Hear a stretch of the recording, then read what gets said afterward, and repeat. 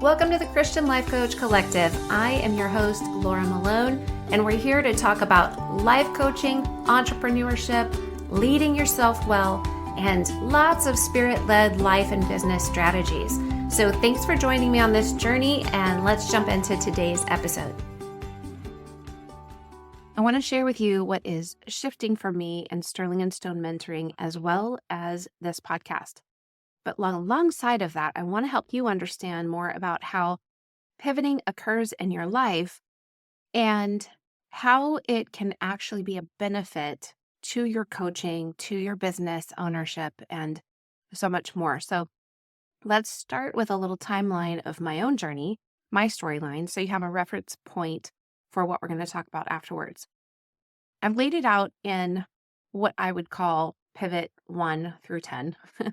And that's just as I laid it out, it ended up being 10 of them. So you don't have to find 10 if you're looking at your storyline. Pivot 1, I titled Hearing God. Because first I had a vision and I knew God had spoken to me in 1998 about speaking to women. I was only 22. I was freshly in the spiritual sandbox, so to speak. But I saw myself at a conference in my mind's eye on a stage speaking to women. And my friend next to me said, when I told her about it, she said, well, you're hearing God about your future. Like he's telling you who you are and what you'll do. And that was all new to me, but it really resonated. And then pivot number 2 was stepping into one of my callings. So we can skip ahead to 2002 when I married. And then I adopted 2 kids into my heart and birthed a daughter later. A year later, another daughter in 3 years and another daughter in 2 years. And then that means my calling as a mother began in 2002. It's going to last into eternity, right? Whether born of my womb or my heart. And I know that I'll have dozens, if not hundreds of spiritual children before I go like party with Jesus. So my calling as a mother has always been extremely fulfilling to that part of my soul. But guess what? There's other callings and purposes for my life in addition to that, in addition to motherhood. And I know a lot of you feel a pull to do something about that, but might feel guilty because you think it means you're not being grateful for the fact that you get to be a mom, or like as if wanting something else in addition to it is selfish or wrong. There's a difference between wanting something completely different and not wanting what you have, and just wanting something else to go alongside of it. In truth, you were a woman before you were a mom. And being a daughter of God is the foundation of all of your identity and all of your callings. Listen to episode number 30. I'll put the link in the notes about this because it really talks about all these things like your identity and callings and how some callings are seasonal.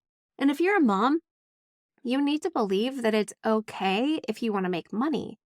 Make impact, be creative, to want to go to work somewhere without feeling ashamed that you're not feeling all of the complete fulfillment that is possible in the earth in being a wife and a mom. Not everybody feels that way. And you know what? I have clients and I have friends where we have these conversations about this guilt. I'm not even going to tell you the world is saying it.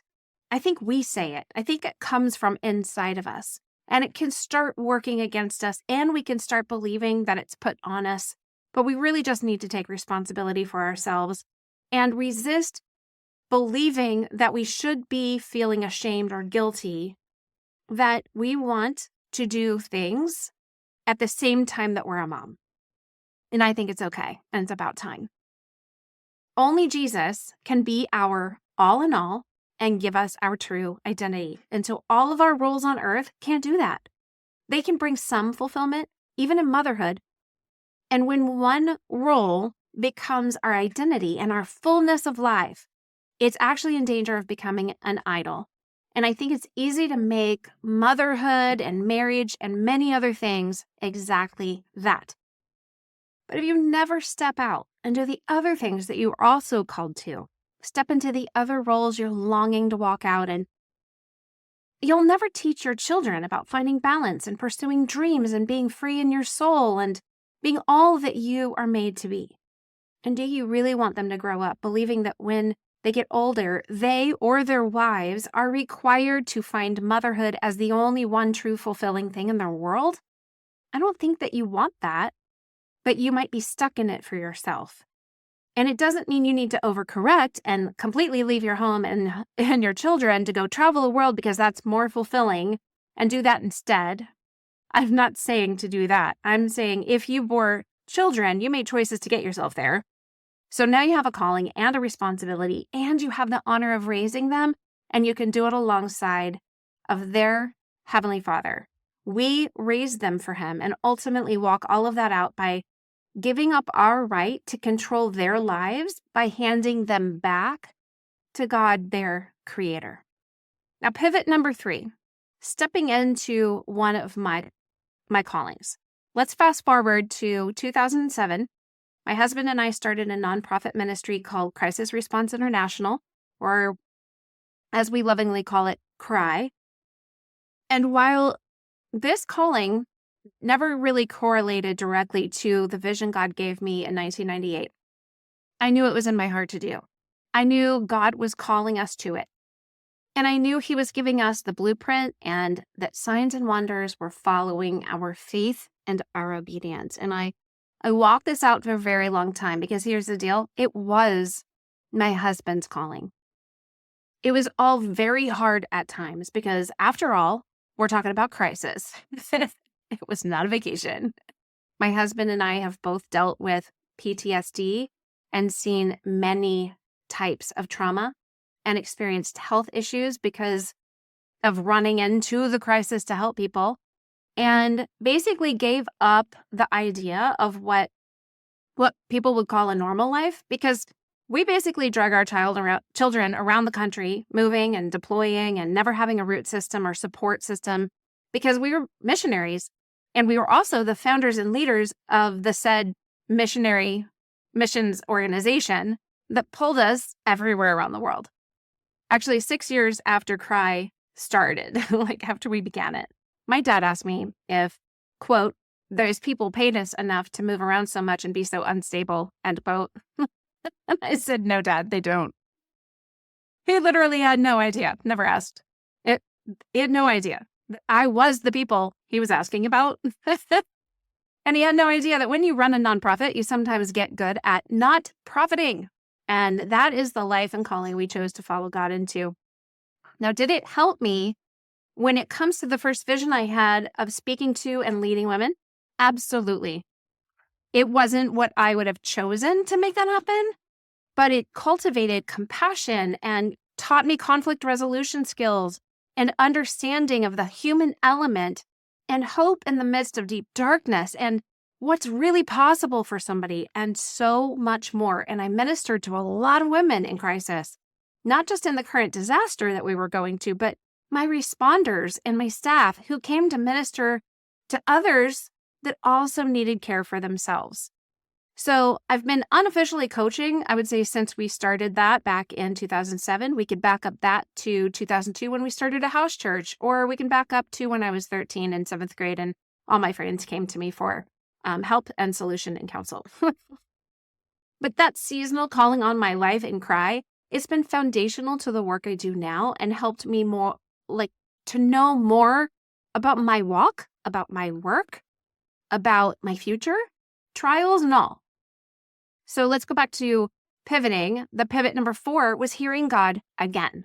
So fast forward a bit more to 2012, and I hear God start to speak about sterling and stone. And I only knew that was something I was going to start someday.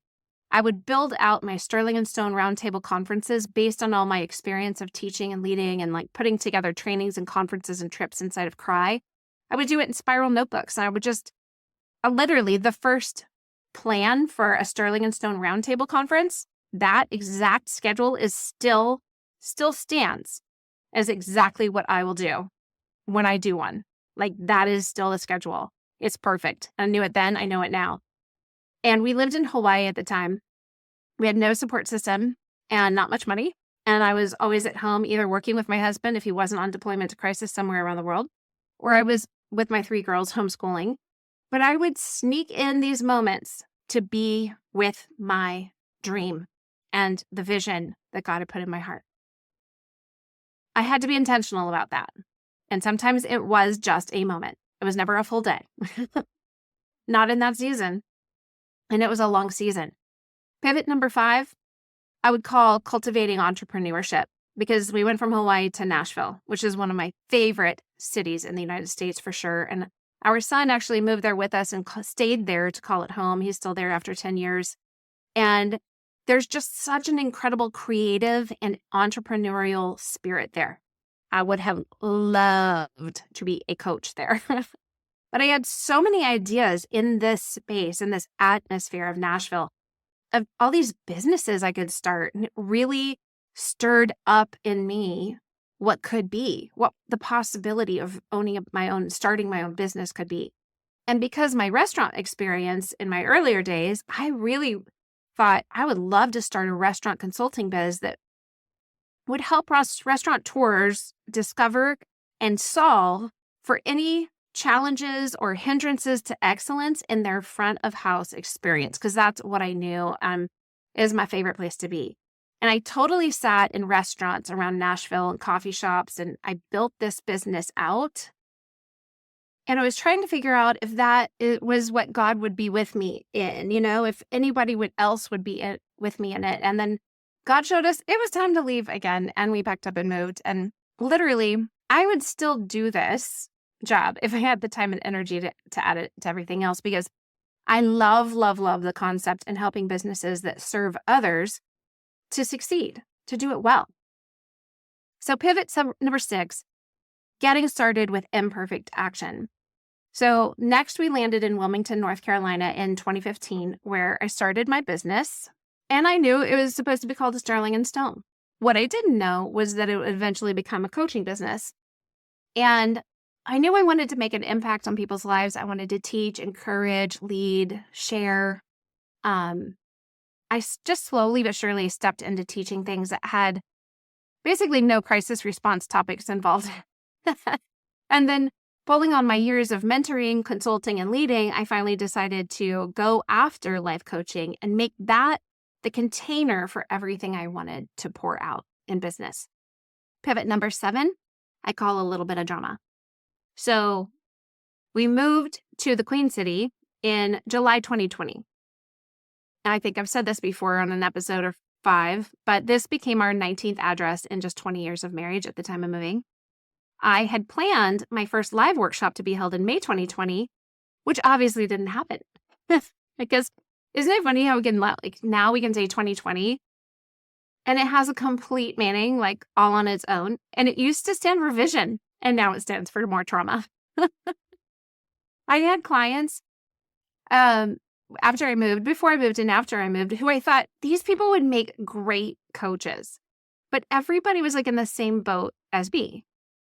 They didn't know where to start. They didn't know if it was possible, what the roadmap would be, and how to do it in the middle of all their other responsibilities. They didn't believe in their capacity, their capability, qualifications, stamina, time, money, calling, etc. But I did. I could see them from the outside, all of these things and more. I could see how they had grit and compassion, experience, solutions, empathy, soul deep desire to help people. And I knew that just with a little guidance, they could create a container for what was in them that the world needed them to pour out. And I knew I could create that container or help them find it. And so those people became my people. So that leads me to pivot number 8, creating reach by just believing I could help at least one person.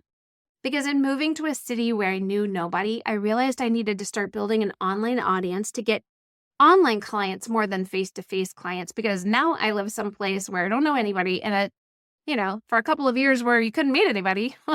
And a year after our move, I had this little inspired idea to start a podcast so I could find the container really to educate and encourage other people with a greater reach. So I'm so glad that I didn't over research it to find out how many people start but don't keep going. And in fact, I did actually start one podcast, did 32 episodes to help myself figure out what I wanted to say and how I wanted it to be and just practice before I ever even told the world about it. Someday I'm going to have to do something with those episodes because they were good content, but they didn't really transition well into the next podcast, which was this one, the Christian Life Coach Collective. So Pivot 9, creating a container and filling it, because as I began to learn about podcasting and my ideal listener and the journey I wanted to take them on, I found I really wanted to work with coaches because I wanted kind of like a train the trainer. I wanted to be able to reach more people. And the Lord said to me, it's time for multiplication instead of addition. So I needed to be able to create content for them so they could find me and then find ways to work with me. And that was going to be the best and fullest way I could serve my people. To educate and encourage through the podcast, then work with them one-on-one. Then I added courses so that they could do their own work in their own time in a more cost-effective way, and then add one-to-one coaching when they needed it. Then pivot number 10, refining what goes into the container. So here we are. I feel like this is pivot number 10. After reaching 2 years of the podcast, in addition to one-on-one clients, I have students in the Greenhouse Life Coach Training course, the Niche Clarity course, Called to Coach course. Plus, last year we did a mastermind. Plus, I have all my Sterling and Stone certified coaches. And then I'm adding more things to that, trying to have a one tree focus, but it's hard because I see so much vision and possibility and all these things that I want to do and grow. But to give an overview of these things, now that you have reference for why it's happening, I've been hearing the Lord speak a while for probably a couple of years about Esthers, women who are being prepared to make an impact on the world, about women who've been orphaned or abandoned somehow. They've been snatched and taken from the dreams they carried for their lives. They've been trapped in situations they would never have put themselves in, who've grown and matured through difficult seasons into beautiful women of God, whose voices, if they let their voices rise up, could save someone, even just one. So that leads me to the Esther Society show. This is a second podcast that I've been recording with interviews with real women who want to share their stories to help encourage and educate you as women. And then also, it's where all of my heart content will go, spiritual content that, I don't know, it's just hard to not share everything I want to say. And honestly, with the Christian Life Coach Collective podcast, it's a place for coaches. That's really what it's become. Most of my listeners are female. They're just women who maybe want to be coached or maybe want to become coaches. They're either on the edge, they're thinking about it, it's a new idea, or they really want it and they're looking for encouragement and education about how to go about doing it. And then some of them are coaches already and they just need help right where they're at.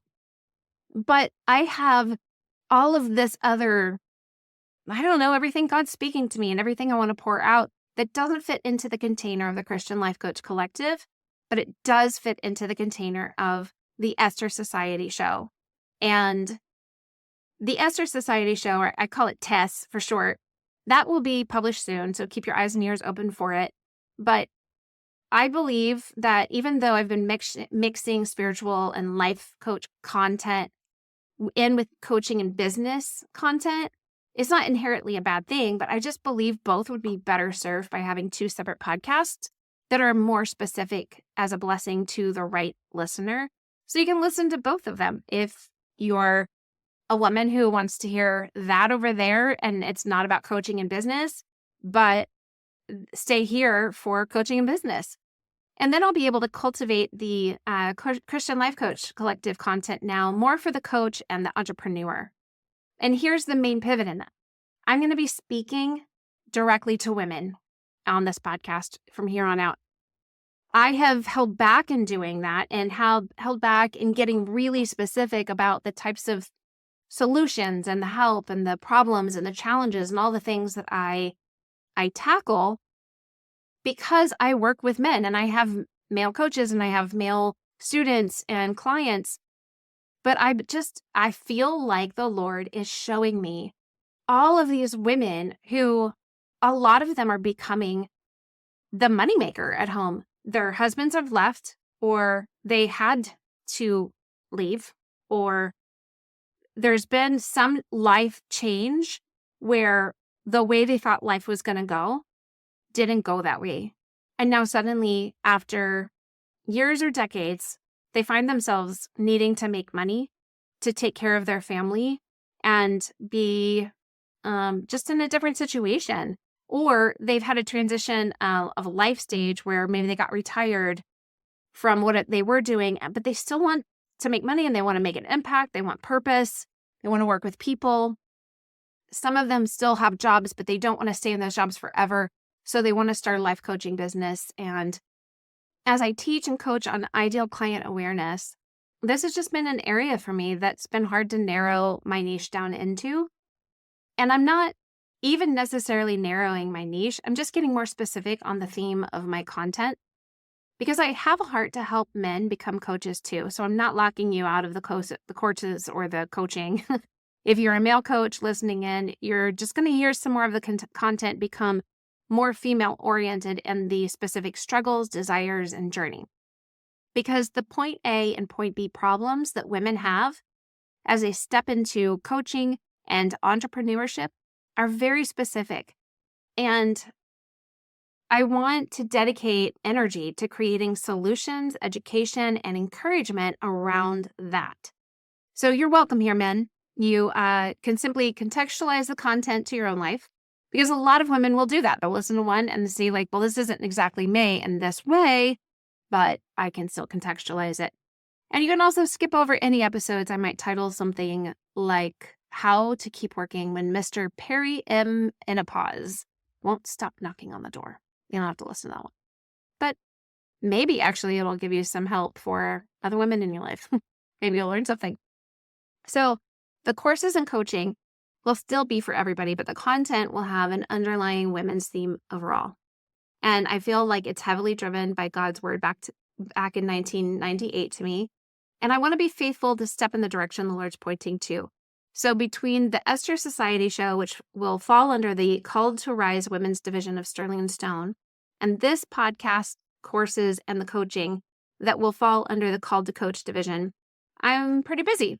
And in some point in the near future, I might start taking applications for some interns. So pray about whether that might be of something of interest to you. And now that that's all taken care of, I want to talk about you and your pivoting. First, how would you lay out a storyline of your own coaching journey?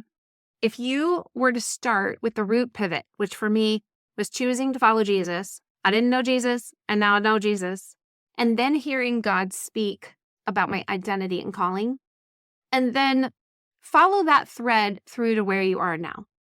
What would it look like? And I want you to recall that my first 4 pivots that I spoke about, they were titled Hearing God, Stepping into one of my callings, Stepping into another one of my callings, and then Hearing God again. So I was just going about life. I was doing nothing, and then I was doing something. I didn't know anything, and then I heard God, right? That was actually quite a major pivot for me because those 4 things led me in a direction I was not planning on going or didn't know I would go or didn't know that word would come. And the cultivating entrepreneurship, starting with imperfect action, a little bit of drama, helping just one person, creating and filling a container, and now I'm refining what goes into the container. All of those pivots, they've been just part of the journey that's for sure not over yet, but sometimes a pivot was more than just a course correction or a change. Many times it was just more like, I'm doing this, and now suddenly I'm doing this too. Or I'm doing this instead of doing that. Or it was, I don't know how to do that. So I'll get started now because I do know. Like I didn't, but I do. So look at your life and ask yourself, what has happened in your storyline? Say, what's happened in my storyline that equipped me for my calling as a coach? What's been hard that I have learned from? What did I think was unfair or wrong or just wasn't the way it was supposed to be? But now I see that going through it then serves me well now. What have I learned, solved, answered, figured out? right? To be honest, if you need help finding those answers, it's literally one of my favorite things to do in coaching, to help you find a thread and pull on it. So you can just go book a life coaching session from the show notes. Tell me on your client questionnaire, I need to do some identity coaching. You can refer to this episode and say, I need that. I really love the work of being the outsider looking in because it enables me to hold up a mirror and help you see the truth. And I love truth finding. I love being a detective and investigating your life and discovering the answers. They've been there the whole time, but because of your filter, because of your busyness, because of your other focuses, you haven't seen them. And so now I can show you because you are my focus. I'm not busy. You are my focus as my client. So I can show you what I see. And literally, this is the best job in the world. I can't imagine ever doing anything else ever again. So in your storyline, you're going to see a lot of pivots, both intentional and unintentional. And you're going to see shifts that were forced, shifts that were chosen. You're going to see your path going straight one moment and make a hairpin turn the next. And you're going to remember all the emotions and the drama and pain and exhilaration you felt as you just kind of went through it all. You're just going step by step, day by day. This is all normal. It's supposed to be. And this storyline holds the answers to all of your how and why questions. My question to you is, what is your next pivot? Are you stepping into a different seasonal calling than you desired or expected? What if it turns out to lead you down the right path one day, regardless of what you thought it should have been or what you wanted? Are you hearing God say something you never expected to hear? Are you in the middle of messy and you're just feeling the desire to pivot intentionally, even if it's just mental and emotional shifts so that you can thrive in the circumstances that are out of your control? Here is the one true key that I want you to find and use to unlock something for you. You have permission to pivot. You have permission to use the pivots in your life to influence and affect your world and future and the world around you. And you can create an entire coaching empire based on one thread that you find in your storyline and use it to bring hope to thousands or even millions. I know you can't see it, but I can.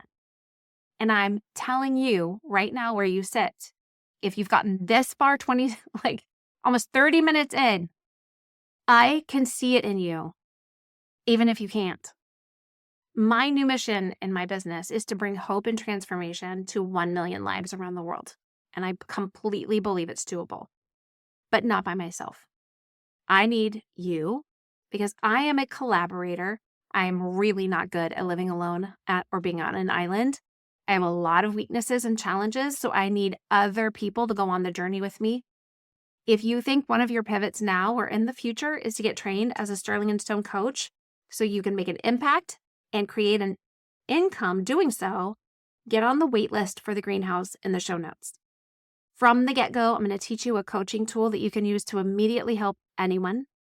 Plus, I'm going to teach you a simple startup strategy that's going to help you tell people that you can help them. Like, starting today, I'm a life coach. I help people. And then immediately and easily onboard them into your ecosystem so that they get scheduled, you make money, and then you get to coach and do what you're called to. Get practice sooner than later. It is seriously simpler than you think. And mostly, I would say, is probably simpler than you want it to be. Your brain wants it to be difficult so that you can blame your lack of success on the difficulty of the thing. But when something is really simple, like the truth of the gospel, you can only take responsibility for your own choices and actions. But your brain is like, I want to make this very difficult so I can justify my unbelief, my lack of action, my fear, etc. So I will help you through all of that. If you're already trained and you're coaching, but you're ready to start and grow your online coaching business, jump into Called to Coach and use the discount code GONOW, GONOW, to get $200 off the course. And I will teach you the 6 integral processes of the Sokoka system that are necessary for your business to run effectively and successfully into the future. I know that in addition to helping people, you want to bring in more money to pay off braces, fix the roof, have a vacation. Maybe it's just a nice date night. Like, I just want to go on a date. You want to get out of debt like I do. You want to be able to give generously to people in need. Like, there's so many things that you want to do, and it's from a great place, and I want to help you do it because in the midst of you transforming your own life, you're going to help others transform theirs. That is my mission. So check the show notes for all of the info that I'm giving you here, everything you need, all the links. And I'm excited for you to come with me because I feel so much energy behind what God has been sharing. And I love just all of my audience. I just love my listeners. I love my clients, my students. I'm so happy to be here in this container with you. And I'm honored that you have jumped into the container with me. Remember not to compare your beginning to anybody else's middle. And I just want to remind you too, like, I'm just sitting here at my desk and I'm recording an episode with a simple mic and Audacity on my computer. And I'm just talking to you like you're my friend because I tend to think everybody's my friend. I've recently found out like I'm wrong. Not everybody agrees with me. It's so weird. But yeah, you're just my friend and I'm your friend. And I am not anybody that I don't really think there are special unicorns out there, but I know that I'm not one. Okay, I do say like I am a unicorn shaped block. And so I'm not going to fit into any of those holes in the, I'm not going to fit into the star, the square, the circle, or the triangle. But it's not because there's something so different about me. I was raised poor and a broken family and I married up. But we've been like completely unstable and just following Jesus. That's just all we've been doing. And so this is what I'm doing. I'm just showing up and I'm just taking imperfect action. And I don't have all of the perfect answers, but I don't really believe anymore that I need them. I have learned through all of this journey that the pivots, they lead me and God is in them. And I just listen for the fresh word. And I was saying this to somebody the other day. It brought it to my mind. Can you imagine if Abraham hadn't listened at the top of the mountain? He heard the first word when God said, take your son Isaac and sacrifice him. What if he hadn't listened to the second word, the new word, the fresh word, the manna of the day on the mountain and said, no, that ram in the thicket cannot be the sacrifice because I have to hold on to everything God said to me in the beginning of this journey. No, you've got to hear the Lord for yourself today, just like I do, and then go that way. And that means there's going to be a lot of pivots. That's a pretty stinking major pivot on Abraham's part. Let's just say most major pivot of Isaac's life ever, and he didn't even really get it. So be there. Go pursue God and say, like, where am I at? Am I pivoting? Am I adding something, changing something, shifting somewhere? Where do I go, Lord? Which way? What is the right path today? You need that. I'm praying that. I bless you to hear the word of the Lord. I bless you to be at peace, not to talk at him, but just to hear and absorb and follow with faith. Bless you, friend. Love to you, and talk to you in the next episode.